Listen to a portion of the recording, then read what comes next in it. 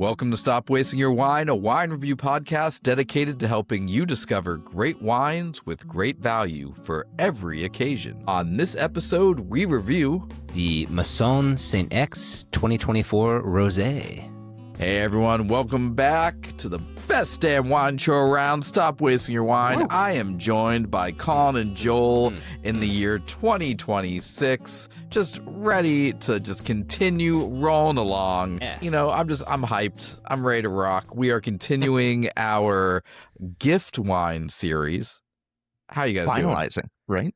Finalizing our gift wine series. This is putting a cap this on is it. Yeah. Wrapping it up. Yeah, we've had some good wines so far. All Fantastic some wines. Unique, different, I would say, than what most people grab when they think about a gift wine. That's true. Yeah. Yes. Yeah.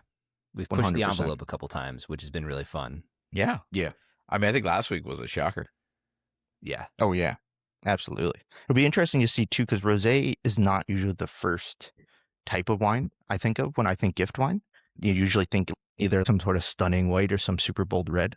So it'll be interesting to see if this rosé can deliver on the gift wine promise. Well, you know, you kind of said that before the show, and at first I was like, yeah, but then I thought about it, and I was like, you know what? It depends. Because if it's summertime and I'm going to a barbecue or I'm going to a pool party or something like that, I might be grabbing a bottle of rosé. And do I want to be a person that's showing up with a chicken wine? Or am I No. showing up with Hampton Water? Or No, am I you showing don't. up with Whispering Angel? Or do I want to show up with something different? And today, are we going to find a bottle of wine that's going to set us apart from everyone else? And we're not putting the fourth bottle of chicken wine on the table on the way in. Yeah, well, let me answer the first part of that question. You definitely want to show up with something different. Like, there's no doubt about that. What? Oh, that may be to be found, but definitely something different. I would argue too, I don't want to, I'm hoping we find a rosé here that can be enjoyed all the time. I feel like, and we all do this, everybody does this. I feel like it's really easy to kind of put rosé in a corner of the weather's hot and you're going to the pool, blah, blah, blah, like all of that good stuff, because it does fit really nicely there. But I do think that there is, you know, a case to be made for rosé just whenever, Sure. if you're finding the right rosé. So I'm hoping that that's what we're doing today. Yeah, no, Joel, that's a really good point. I mean, yeah, that's on me. 100%. Because who doesn't want to just... I'm not trying to call you out, brother. No, I think everybody does it, you know? not hurt. No, feelings are not hurt at all. But Okay, it's a good point. Yeah, sometimes you just want to open up a bottle of rosé, and we've definitely had some more complex rosés on the show over the past few years Yeah. that are more than just sitting by a pool, more than just a porch pounder. And so, For sure. you know, maybe that'll be what we have today. Or a really good porch pounder. That's cool too. Yeah. Like, you know, my door's open in a lot of places. Your here. porch That's is not open. Saying, but you know, yeah. Your porch is exactly. free. Your rocking chair is available. Just the swing is just free swinging. Joel, the Just wordsmith. created a new saying. I'm just gonna roll with it. Let's do it. So before we ramble more about the potential of this wine, let's talk about what we're actually going to be drinking today. Joel, what do we have in our glasses today? Yes, so today's rosé is the Masson Saint X, and this is from Aix in Provence. More specifically, this is from Coteaux de Aix-Provence. This is a blend of 60% Grenache, 20% Syrah, 20% Cinsault. From 2024, it'll run you about $20 and carry an ABV of a very manageable 12.5%. I was going to say, I like that ABV. That's Yeah. nice. Yeah, nice ABV, nice blend. Nice, Yeah, cool blend. Yeah. Yeah, I like how there's that little Syrah in there to kind of maybe beef it up a little bit. It won't be like a little watery situation. This sounds like it might be fun. Very, very cool. Okay. All right. Well, before we get into tasting it, let's do a little wine question of the week. You know, and you know, I was inspired as I'm looking at my glass, which I promise is not dirty. Mm-hmm. But wine question of the week, gentlemen. I was thinking about this. I'm having an issue. I know that I should be hand washing my glasses, but I notice when I hand wash my glasses, I get the the dry spots at the end, the water spots, the water spots. And no matter how much I try to get in there and whatever, it just it looks dirty. It's not, but it looks it. When I put them in the dishwasher and it has like the special drying liquid and all that good stuff, they come out sparkling and amazing, but I'm always worried they're going to break. So I'm a question to the listener.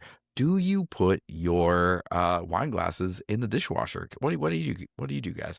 No, not my nice ones. No, I'm too afraid of them breaking. Yeah. Now I've broken most of them by myself, so you know, I was gonna say what do I I've have to lost lose? way more to my hands than to the dishwasher. For sure. But yeah, That's no, I true. don't. I'm too afraid myself. Yeah, my wife got us like really nice glasses for Christmas, and yeah, they're so thin that I don't think that they would survive No, the cycle, right? So that's yeah, those terrifying. are hand washing. Yeah, But for sure. I do think you're right, Aaron. I think you do get a better situation when you do put it in there. There has to be, and also I'll ask this question. If you know of like a good wine glass cleaning device, because I've actually broken like the really nice thin wine glasses. I have broken my nice thin wine glasses hand drying them, hand washing them. So I'm just a wrecking ball. You got a little finesse in there. Oh, Yeah, I mean, or My Yeah, why are you so my hands angry are when too you're drying your strong. glasses, dude? yeah. Like, just take a breather, then rag dry your works. glasses. If you're not trying to break I really it, need like to drink another glass of wine. They're too wet. I don't know. All right. Let us know, listener. What do? Help me. I'm a mess.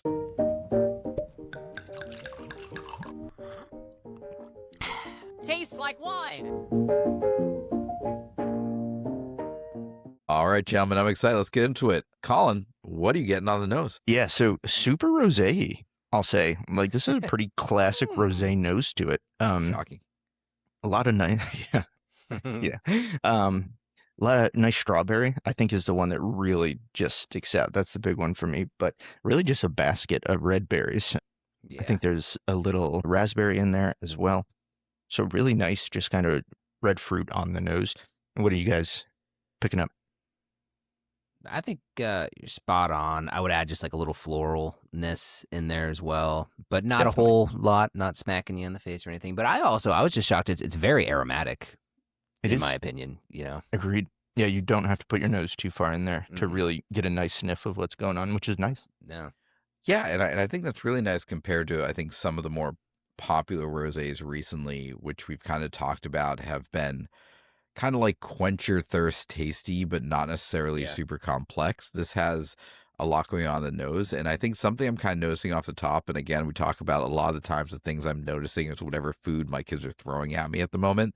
And right now, my middle child is smashing watermelon, and I'm getting like just a little bit of watermelon on this right now, which is kind of like Yeah. refreshing and nice, and kind of goes along with that whole vibe. I think watermelon's a great call, Aaron. It's absolutely in there. And I think there's also a little mineral edge here that I'm getting, maybe some wet stones or something like that, and then maybe just a little bit of citrus in there too. Little Yeah. lemon thing going on. But I think watermelon's a great I call. like that. Yeah, cool. All right, let's see how it tastes. Joel, why don't you pick it up first this time? Really liking that mineral call more, even so on the palate. But otherwise, I think we really kind of nailed it. Everything kind of translates through. There's a really nice bright acidity here that I'm Delightful. enjoying, and I do think that a little bit more body than we've typically seen in some of the rosés that we've had. Oh, you're getting some of that tannin, right? You're definitely there's a little bit of grip on the gums, which I think kind of adds to that experience. I think you're right. We got a lot of the flavors. The only other flavor I'll add is a little bit of like peachiness to it. But it's like just kind of on the finish. It's mostly red fruit and a little bit of citrus, that minerality, a little florality, and then just tiny little peachiness at the end. Yeah, I really like I like the tannin note, because I think this is just something that just feels a little bit more than what we get out of a lot of rosés, and especially a lot of those like mass produced like $15 rosés that you can just walk into the store and grab. This just is just a little heavier, a little weightier. And I think it's that tannic feeling. I think the red fruit, the watermelon, the strawberry, like just kind of like this little like juicier aspect to it. That just gives it a little bit more oomph than a lot of those rosés out there that are just like, seltzer water wine that you're taking. Yeah. No, I agree. The fruit is very ripe, and I think the acidity is so bright here. It does a really good job kind of cutting through the ripeness. Not that the fruit's overripe or anything like that, but I just think it adds a balance. The structure, even with that little bit of tannin, a little bit of grip, adds a really nice structural balance that I think is missing in some of those more mass-produced wines. So I mean, we did a very fast, dive into this winery online. So listener, if we get anything wrong, let us know. But like they're a a moderately large winery, but like not a mass produced, like not a mega conglomerate winery by any means. And they kind of like focus in this area. I believe they have like 2 rosés and a white wine. So this is like what they do. They're big enough to get their wines over here, but obviously small enough that they are probably very consistent with what they produce and put a lot of pride into the quality of what they produce. So That's what we call the sweet spot in the biz. The sweet spot. enough to get it to us, which is the most important part. Yeah, we'll learn a little bit more about the winery in a little bit in the learning segment. And it's actually pretty cool, kind of what they have going on as far as terroir is concerned. So that'd be neat. Love when we learn about terroir. All right, let's move on. Let's put this off to the side a little bit. We'll come back to it later. We'll put our final thoughts on it. But as always, we're going to learn a little bit. But before we do, listener, we have just a little something we want to toss out to you. Joel, would you mind just remind the listener of that new little thing we're doing and how they can help us out along the way? Totally. And because I was totally aware that I was going to do this and completely prepared, I'd be happy to. buymeacoffee.com/cheers3. Hey, listen, we're doing this out of our pockets. We love doing it. We're going to keep doing it. If you want to help us out a little bit along the way, we'd appreciate it. buymeacoffee.com/cheers3. Yeah. Nice. Thank you, Joel. Let's go ahead and learn something. Time to drop some knowledge. Wine drops. All right, so let's start off with what I think is really important because we have rosé in front of us, but there is more than one style of rosé.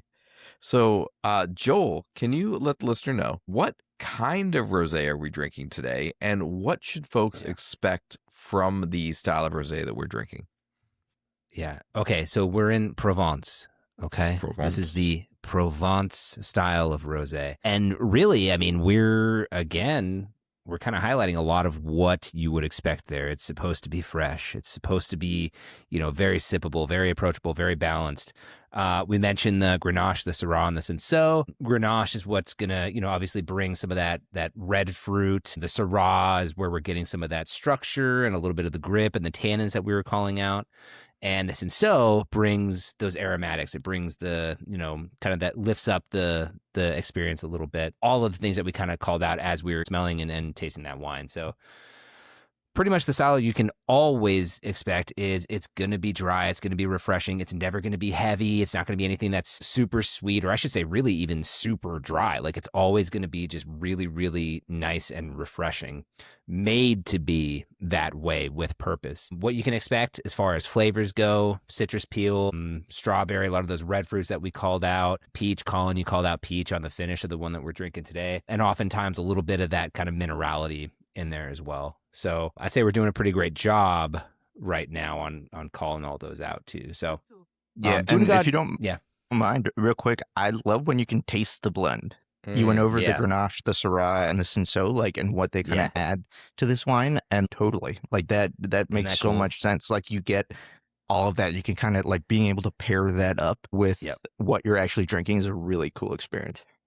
It is kind of cool because it's not very often that you can specifically call out oh yes, these are these. Yeah, exactly. This is bringing this. Yeah, for sure. And to experience it cool. without one of the three, I think would be obviously that's why they do it. But you would notice that there something's missing. Well, it kind of reminds me of the episode when Adam came on, right? And he was talking about being in an area that's just Pinot Noir and how you kind of get to the point where you recognize what the missing puzzle piece is for each style of Pinot Noir because you just notice those little things. I have to imagine when you're in a rosé heavy field, then start to notice oh, this is a rosé, with Syrah and without Syrah, and that's, it's so impactful in this moment. All right, so that's a little bit about, kind of what to expect in the style of wine from Provence. Aaron, tell us a little bit about Provence itself and what makes it so special. So This comes from Provence, specifically Coteaux d'Aix and Provence. Masson Saint-X sits at one of the highest vineyard elevations in the region on a 140-year-old estate. So the cool thing about this is the elevation keeps the temperatures cooler, which helps with the acidity, and the winds play a major role in keeping the grapes dry, which has a natural ability to keep the grapes more resistant to disease, which was really important in 2024 because the Provence region had a huge issue with frost and mildew. But because X was in the area there was, it avoided major damage because of the natural resistance to mildew and to frost because of its location. So neat information about the terroir, which, we were talking about this last week. Sometimes you have these really kind of beautiful traditional vineyards, and sometimes you have these like mountainside vineyards. In this case, ends up saving your entire crop from mildew and frost. Yeah, just imagine that elevation saved this vineyard for the year 2024. That's pretty wild. Elevation to think and about. wind. Elevation and wind. I'm sorry, and the name of the wind's Mistral Wind. I know. Come on. That's right. That's pretty. Love it. It's whimsical. Whimsical. Crazy But thing it is about wine crazy. too, though, right? Like if Yeah. you're making bourbon, you can grow wheat anywhere. Like For sure. if growing grapes, if you're not at the right altitude with the right amount of wind, your entire crop is screwed. Like that just goes to show how much love is put into some of these bottles of wine. It's very true. And how you never know what weird set of conditions, environmental, weather, whatever, that's going to come together to make it the perfect place for something. It's nuts. For sure. All right. So last question. Colin, how is this wine made and how does it show up in the glass? Yeah, sure. So I think it's cool when we get a little insight into how a wine is actually made. So this is talking about this wine specifically. This wine is made in the traditional Provençal method, which is a direct press method. So the grapes come into the winery and it's pressed off the skins immediately, and they're handled gently to actually keep color and tannin low, which is interesting because there are some regions where rosé color almost matters more than anything else, which, doesn't really translate into flavor all that much. These are then cold soaked and chilled to prevent oxidization, to keep the wines fruity and fresh. After destemming, these grapes are macerated for 5 to 6 hours at low temperature. So, again, to kind of keep the tannin and the color low, but to extract some of that flavor, you're gonna macerate the grapes. And then this is super interesting, each grape is actually fermented individually to keep the aromatics of the grapes, and then they're I can later imagine blended. their own little barrels. Yeah. Yeah, right. Yeah, except think stainless steel tanks, which is how these are. Yeah, okay. Little That's cute thimbles. too. I like, yeah. So in the stainless steel tanks, they're not getting any of that oak influence, so it keeps the wine fresh, keeps the wine fruity. It does stay on the lees a little bit to add a little bit of texture and a little bit of weight. Joel, you mentioned this had a little bit more weight, and what these wines are all about is freshness, precision, and clarity. I think is what we're getting out of this wine. For sure. All right, so super interesting. Learn a little bit more about a region that is obviously really big and really important for rosé. I'm sure we will dive back into it many times again in the future. But speaking about diving back in, gentlemen, let's get back into our wine one more time. Take a few more sips and give our final thoughts. Yeah, but did they like it? It's time for the review. Colin, I just saw you take a sip, so if you wouldn't mind, if you have any new revelations, let us know. And if not, what's your final verdict? Yeah, I think the only thing that's really different is the minerality hits a little bit harder on this, I would say, as it warms up a little bit. But I don't think any of the fruit flavors have really changed. It's still pretty complex. There's a lot going on. So yeah, I honestly think this is one of the more complex rosés we've had. I think it's super interesting. There's a lot going on. You have quite a bit of fruit. You have the floral. You have the mineral. There's some really nice textural stuff going on as well. So I'm going to put this in the must-share category. I think this is a great example of Provence rosé. It's delicious. And two, I think just the complexity there is interesting enough to keep me going back for another sip. We've had porch pounders before that you just kind of drink. You don't really have to think about. This is a rosé you can actually think about and really enjoy and get into as like a complex style and version of rosé. And I really like that about this wine. So, and to answer the question, could you gift this? Totally. So, for that reason, absolute must share. Okay, Joel. You were in my brain for a lot of that. So Sorry, I'll reiterate sorry. some, but a couple additional thoughts here. So, yeah, like to me, in the grand scheme of things and on the entire spectrum of everything that we've tried, is this a must share? Probably falls just short of that. However, looking at just rosés and just this experience with the rosé and considering the fact that it's a rosé for $20, it is a must share because I think this is the coolest. It's the coolest rosé that we've had to this, For sure. to date. And it's for those reasons, just like you mentioned, it's super, super refreshing. You can think about it if you want to, you don't have to. Going back to kind of what I was asking in the beginning of the show too, is like, hey, are we going to find a rosé that you don't necessarily have to just position to hot days by the pool and all that good stuff? I think so. Like this is one that, it really stands on its own and kind of separates itself from what you typically would associate to a rosé when you first hear it. Way more complex, way more to offer, way more to think about, and that's just fun. So, totally agree. Highest rosé rating, I think, so far, and a must For sure. share. Yeah, absolutely. The rosé aisle at my local Total Wine is about 4 miles long. It is just, pink wines as far as the eye can see. And it is intimidating from the viewpoint of being like, I've been asked to go buy a bottle of rosé, and what am I supposed to grab right now? And it is nice to know that there is a bottle that is readily available, that is in a reasonable price point, that is complex and thoughtful and high quality and good.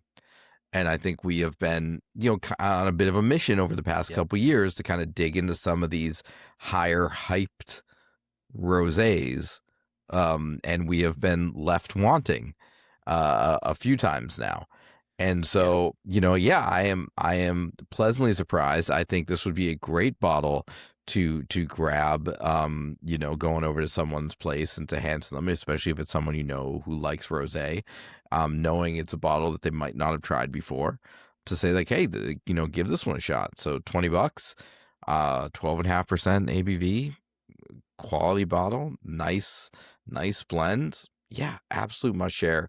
And I like, Joel, that you kind of put it within the lens of rosés because there's such a push for rosés right now, and you have this, I think, general price range of rosés from like $8 to $30. And this is in that sweet spot for me. So absolute must share. Yeah, Sweet spot. Sweet Totally. spot, as they say in the biz. That's right. They do say that in the biz. Yeah, And just to reiterate, Aaron brought up a bunch of more famous wines or rosés that we might have tried in the past. Like, buy this over any of those. It's $20, which might be a little bit more expensive than any of those, but this is It's not. I not can't more even expensive than imagine. It's not. It's okay. So it's not even more expensive, but it's like 2 or 3 times better as far as quality is concerned. So just buy this over that. It's more expensive than chicken wine, and I think everyone knows that chicken wine is like, some people like the chicken wine. The chicken wine is water. Like, everyone knows that. Everyone's like, but I think it's some of the others, Not offensive water. like the Whispering Angel and the Hampton Water, have huge markups depending on where you're grabbing them, and this is better. 100%. Yeah. Buy this over those two 100% of the time, if this is an option. Yeah. Don't even think about it. Just do it. Don't even think about it. Don't even think about If it. you see- Do it just- now. if- What are you doing? If those, Go. If those are your 3 options, buy this. Cool. All right, gentlemen, excellent. So 3 must shares, which, fantastic. Great end to this series. And you know what? When you think about gift wines, I feel like people go to bubbles, people go to expensive reds, and I think it's really cool that we did 3 wines. We did a high ABV Italian white that kind of like blew our brains. That was really cool. We did a higher end white wine that was unique and different if you really want to surprise folks. And now we have a more complex rosé. So, cool way to wrap it all up. So For sure. yeah, I'm excited. Cool stuff. But before we leave, because we are who we are, we have to end with the game. We can't just end. We can't just go away. We got to play a game. You ready? Let's do We're it. gonna play Fair. Viterations. Let's do it. All right. Oh, yay. Yeah, we haven't played Viterations in a while. All right, listener at home, Viterations is our game where we just ask ourselves, if this wine was a blank, what would this wine be? We just put the wine in the shoes of something else. Right? Sure. Put ourselves, Yeah, Sure, let's something run like with that. put that. ourselves in Let's someone's run with shoes, it. put our wine Yep. in the shoes. So, yeah, okay, cool. Yeah. Personification or something. All right, so gentlemen, I'm going to ask you, if this wine... They'll get it as we go. Yeah, it's we'll not figure a it very out. complicated game. It's not complicated. Never It's heard not a- long. Just stick with it. If you're still Heard a here, game so enjoy. poorly explained, though. All right. If this wine was a vacation destination, what vacation destination would this wine be? Colin? I like that. All right, yeah. So I'm gonna go with, and hear me out on this one. I'm gonna go with Vegas, right? Because I said in my review, this can be crushable if you want to crush it, or it can be, you can think about it if you want to. And I feel like Vegas, you can either be, day drinking by a pool, just enjoying yourself, or you could go to some of the finest restaurants in the world. Vegas has some great places to explore if you want to class it up a little bit. So in the same way that Vegas kind of has that dual personality, this wine also has that dual personality. So I'm comparing this one to Vegas. Very I like nice. that. Very nice. Joel? Okay, the first place my brain went to for some reason is like the Florida Keys. Okay, have you guys been to the Florida Keys? Yeah, it's been to the Florida Keys. Yeah, Okay, love it. here's the thing about the Keys. When you get there, it feels like a thing all on its own. It feels like you're miles and miles away, like, you are living in the island life. And to me, this wine is like a thing all its own. It's you're there, you're experiencing something that you can't really experience in the rest of the state or the classification of rosé. It's its own thing. But at the end of the day, you're still in Florida. It's still a rosé. And there's, it's still very familiar. It's still very approachable, but it's its own unique, really cool flavor that's totally different from anything else you can get there. That's where my brain I like that. No, and that's funny as a Florida resident. that. Like the Keys is so totally different from the rest of the state. Like it For sure. totally hits home. I love that. Very nice. I think in the same vein as Colin, my brain kind of went to a cruise ship. So so like Vegas, kind of two ideas. So on one end, you can be very relaxed. You can be at the pool. You can be throwing it back, porch pounder, just hanging out in the sun. And on the flip side, some people go to the cruise and they are very, very elegant. They go to the restaurant. They're very fancy and they dress up and they do the suit. And it's just a very important thing. And I think this wine has both vibes. You can either be relaxed and rosé by the pool, or you can take it to the next level and really look at those layers. And that screamed cruise ship to me. I love it. Yeah, I think we all nailed it. Yeah. Perfect. Well, fantastic. And that's why the people come back to this show. I think so. For Viterations. For Viterations and those deep cutting analyses. Cool. All right, everyone. That's it. That's what we had for you. Thanks for coming back. Love to have you. And, Colin, if people want to keep connecting with us, let them know how they can do that. He never goes to me. Yeah, I know, just I've saw done Colin this, like- losing it, so I hit him. He Well, I don't know. only you ever go to me, Colin. It's Go true. on. I've Weren't you done this for, complaining like, last week that you 9 get hit weeks over straight. and over and over again? No, I would not say that because that is not a thing I feel. So no, I would never have said that. Do you know what? Colin. I'm gonna let Joel No, I take don't even this want one. it. No. Okay. I don't want your pity. I am perfectly content to sit back and listen to you do it. Thank Okay. you. All right. Well, strap in because this is going to be perfect. Instagram. Check us out on Instagram. Stop wasting your wine. If you want to send us an email, cheers. It's Stop Wasting Your Wine. YouTube. Check us out. If you're listening, you want to see our beautiful faces, smash that subscribe button. And that's it. Bam. Big 3. As I Wow. like to call All right, I see why you go to That was him. great. That was amazing. that was great. Fantastic. You're It all welcome. makes sense now. All right, everyone. Thanks for listening. We'll see you next week. And remember, stop wasting your wine. Bye, all. Bye.